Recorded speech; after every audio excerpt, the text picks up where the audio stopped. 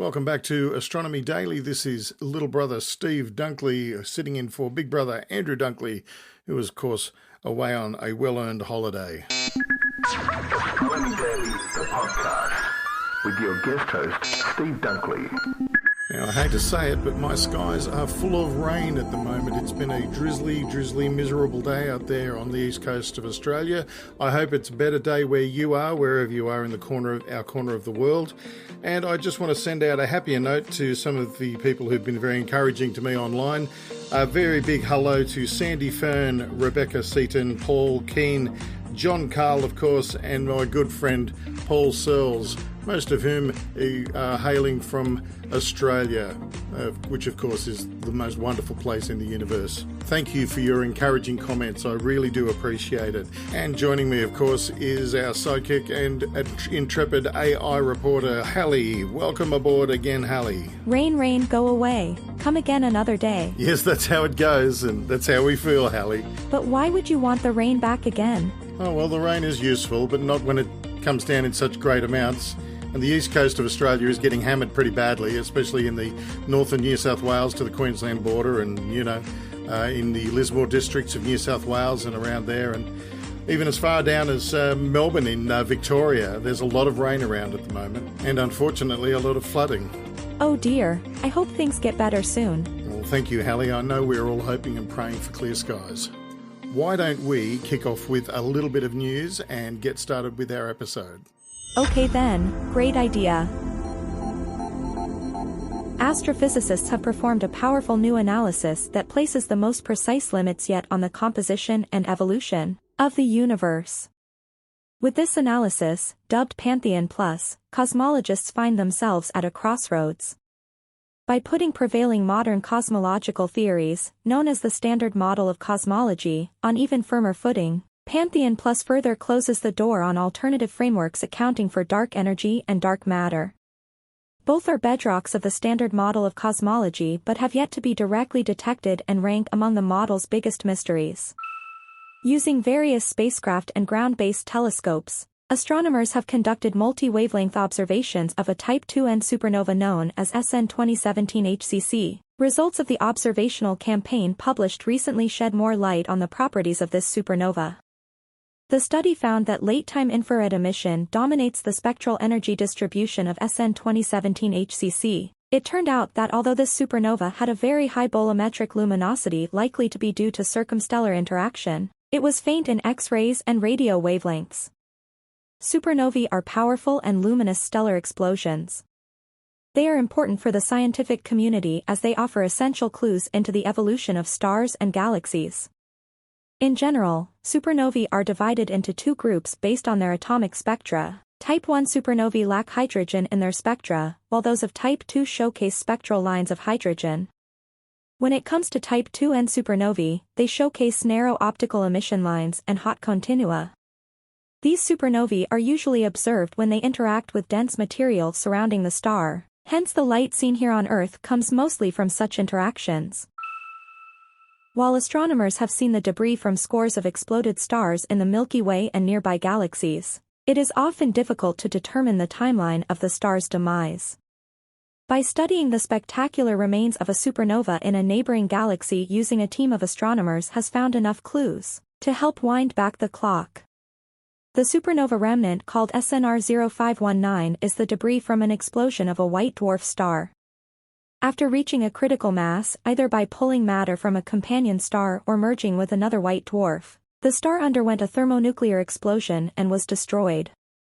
Scientists use this type of supernova, called a Type 1A, for a wide range of scientific studies ranging from studies of thermonuclear explosions to measuring distances to galaxies, across billions of light-years. SNR 0519 is located in the Large Magellanic Cloud, a small galaxy 160,000 light-years from Earth. Astronomers combined the data from Chandra and Hubble with data from NASA's retired Spitzer Space Telescope to determine how long ago the star in SNR 0519 exploded and learn about the environment the supernova occurred in. This data provides scientists a chance to rewind the movie of the stellar evolution that has played out since and figure out when it got started. Pictures of the sky can show us cosmic wonders, movies can bring them to life. Movies from NASA's Neowise Space Telescope are revealing motion and change across the sky. Every 6 months, NASA's Near-Earth Object Wide Field Infrared Survey Explorer, or Neowise spacecraft, completes one trip halfway around the Sun, taking images in all directions. Stitched together, those images form an all-sky map showing the location and brightness of hundreds of millions of objects.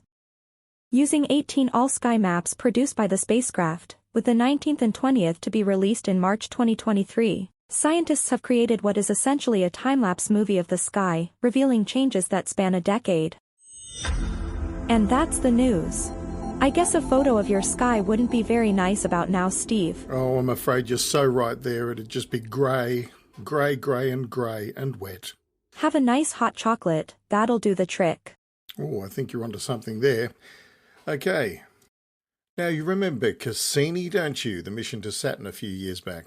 Researchers have been busy combing through the ocean of data that little probe sent back, and they're finding out big things about tiny particles. Southwest Research Institute scientists have compiled 41 solar occultation observations of Saturn's rings from the Cassini mission. The recently published compilation will inform future investigations of the particle size distribution and composition of Saturn's rings, key elements to understanding their formation and evolution. For nearly 2 decades, Cassini's NASA spacecraft shared the wonders of Saturn and its family of icy moons and signature rings, but we still don't know definitely the origins of the ring system, said Dr. Stephanie Jarmack, a researcher in the SWRI Space Science Division. Evidence indicates that the rings are relatively young and could have formed from the destruction of an icy satellite or a comet. However, to support any of the one origin theory, we need to have good idea of the size of the particles making up the rings. Fair enough.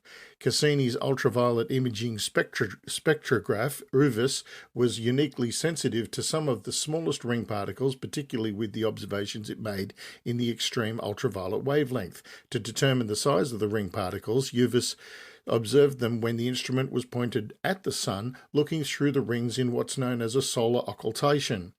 Ring particles partially blocked out the path of light, providing a direct measurement of the optical depth, a key parameter for determining the size and composition of the ring particles. The compilation published in Icarus Journal also delves into the variations in the optical depth of occultation observations, which can help determine particle size and composition.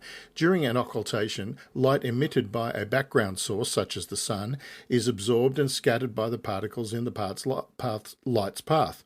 The amount of light blocked by the ring's particle provides a direct measurement of the ring's optical depth.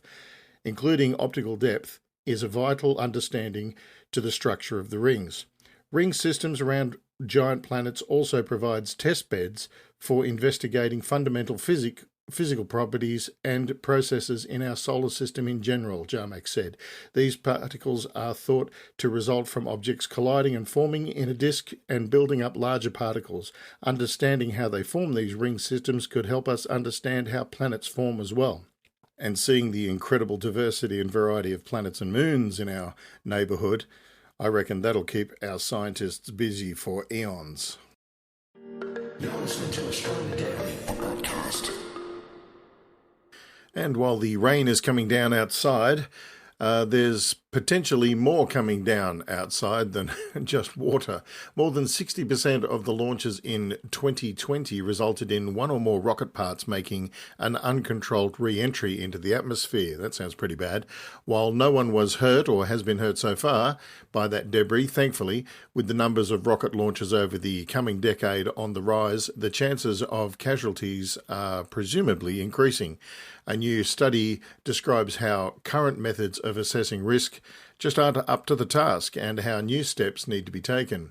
Rocketry is a complex business. A typical launch will require multiple stages to get a payload into orbit. Usually, everything goes well, with the individual stages designed to either burn up in the atmosphere or end up on an escape trajectory away from Earth. But just in 2020, as I mentioned, 60% of the launches to low Earth orbit ended up with at least one significant rocket part abandoned in an uncontrolled orbit. These pieces of space junk are no longer under any human control, and they will eventually fall back to Earth. Not good. When they do, they will first enter through our atmosphere. While the heat of that re-entry is good at vaporizing most materials, experts estimate that for any one piece of rocket, about 20 to 40% of its mass will make it to the Earth's surface. Obviously, this is a significant risk to lives and property. And while to date there have not been any serious consequences of uncontrolled rocket debris, we cannot continue to assume that this is going to be true into the future. Many companies are planning on launching fleets of communication satellites, and this means more rockets and potentially more space junk heading home randomly. Some space agencies like NASA require that any launches have no more than 1 in 10,000 risk of harming people or property from uncontrolled debris re-entering the atmosphere after the launch. Several astronomers have pointed out that this is an inadequate figure. Many companies are given waivers to avoid having to satisfy this rule if it's too expensive to uphold it, and this ratio may be fine for a limited number of launches every year, but it ignores the cumulative effect of thousands of launches happening year after year after year. Researchers analysed the current orbits of 600 known pieces of space junk and estimated where they will re-enter the Earth atmosphere, discovering that most pieces of uncontrolled space junk were associated with geostationary orbits, which means that the risk of re-entry is concentrated near the equator. That's not so good for people living near the equator. But the countries that typically make these launches are situated away from the equator, so they are in effect shifting the risk of debris from their own populations into countries that didn't even participate in the launch process. Overall, the researchers found a roughly 10 to 20% risk of casualty over the coming decade from uncontrolled debris. That casualty could take the form of a single person getting hit, or it could be something more catastrophic like a large building or an aeroplane even. Now they're calling for more honest and consistent risk assessments and more uniform application of the rules by the community to properly address the next generation of spaceflight. And there we have it. That's another episode of Astronomy Daily. Thank you for joining us. And remember, you can catch all the episodes of Space Nuts with Andrew Dunkley and Professor Fred Watson, as well as the free podcast Astronomy Daily at this address, spacenuts.io. Go over there and click the links and you can enjoy all of the episodes past. As we post them, you can have them. I'm Steve Dunkley, sitting in for Big Bro Andrew Dunkley while he's on break. Thank you, Halley, for all your help today and the words of encouragement as well. Wishing everyone in Australia some better weather, guys. See you all next time. All the best, everybody. See you next time. Astronomy Daily, the podcast, with your guest host, Steve Dunkley.